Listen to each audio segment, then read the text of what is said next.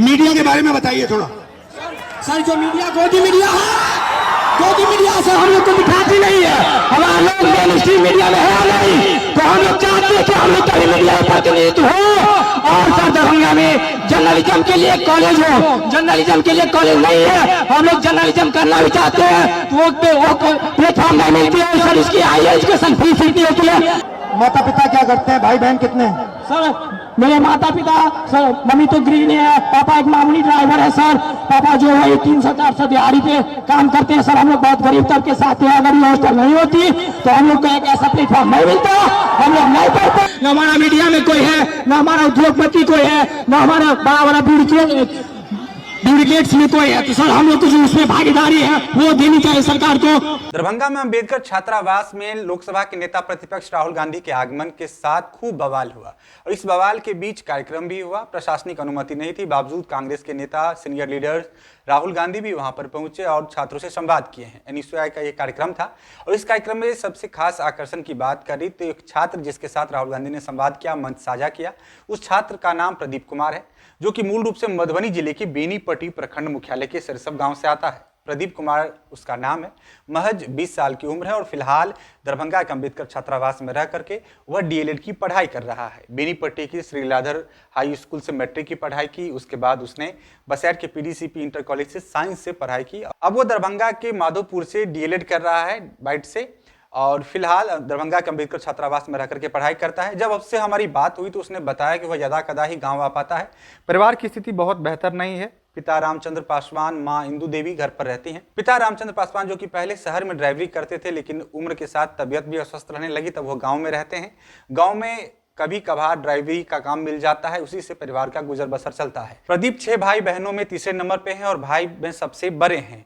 पढ़ाई का माहौल फिलहाल परिवार में है, जो भी उनसे छोटे भाई या बहन है सभी को पढ़ाने की ख्वाहिश रखते हैं।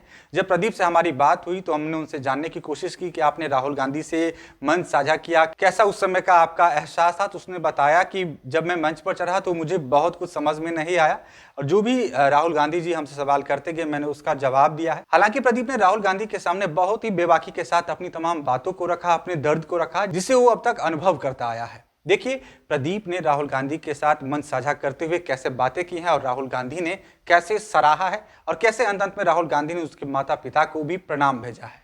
अच्छा, आप में से कोई बोलना चाहता है? आ जाओ, आ जाओ।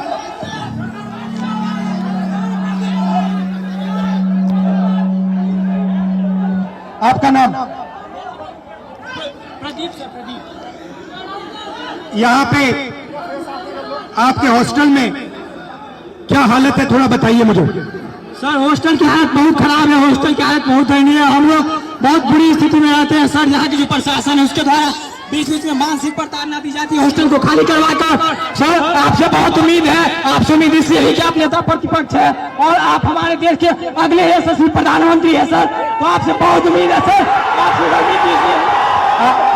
आपके साइड से, आप सबके साइड से लोकसभा में मैं कौन सा मुद्दा उठाऊं? सर लोकसभा में सर जो दलित के साथ भेदभाव होता है और शिक्षा का सर जो बजट है दिन पर दिन घटता जा रहा है और कल्याण विभाग की जो सर बजट है वो घटती जा रही है। दलित की शिक्षा तो सर दलित की शिक्षा योजना स्तर पे मिलती है लेकिन उसको जमीनी स्तर पे नहीं मिलती है सर। ये जो नई शिक्षा नीति है इसमें सर दलित विरोधी है, इसको डिजिटलाइज करने की बात की जा रही है, जबकि हमारे समाज में सर बहुत से लोग डिजिटल से बहुत दूर है, उनको डिजिटल का भी नहीं पता है। तो उसके लिए सर कुछ किया जाए और जमीनी स्तर पे किया जाए सर। आपसे उम्मीद है सर, आप कर सकते हैं सर। ये जो पूरा शिक्षा का सिस्टम और स्वास्थ्य का सिस्टम प्राइवेटाइज हो रहा है, इसके बारे में आप क्या सोचते हो? सर ये सर प्राइवेटाइज करने का सर ये सरकार की जो मंशा है सर, उसे SC ST OBC को दूर रखा जाए सिस्टम से सर। हम लोग शुरू से सिस्टम से दूर हैं, न हमारा मीडिया में कोई है, न हमारा उद्योगपति कोई है, न हमारा बड़ा बड़ा ब्यूरोक्रेट्स में कोई है, तो सर हम लोग को जो उसमें भागीदारी है वो देनी चाहिए सरकार को।